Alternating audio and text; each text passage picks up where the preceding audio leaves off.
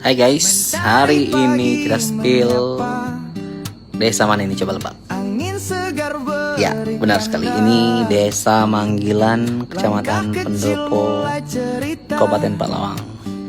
Desa Manggilan ini berbatasan langsung dengan desa Gunung Raksa Baru dan desa Gunung Raksa Lama. Ini situasinya.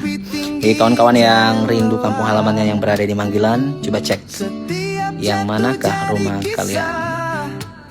Ya guys, Manggilan ini pemandangannya indah guys, karena di kiri kanannya itu masih hutan, banyak pohon kelapa guys kayaknya.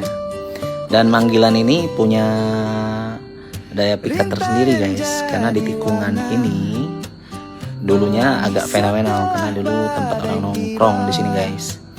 Tempat orang nongkrong, udah itu di tikungan ikan air, karena sudah dicor kemarin tembok penahan tanah, jadi agak lebar jalannya. Jadi orang di sini sering foto selfie guys. Nah, kelihatan kan? Itu dia. Nah, di sini tepatnya di tembok penahan ini, di pinggir jalan di tikungan.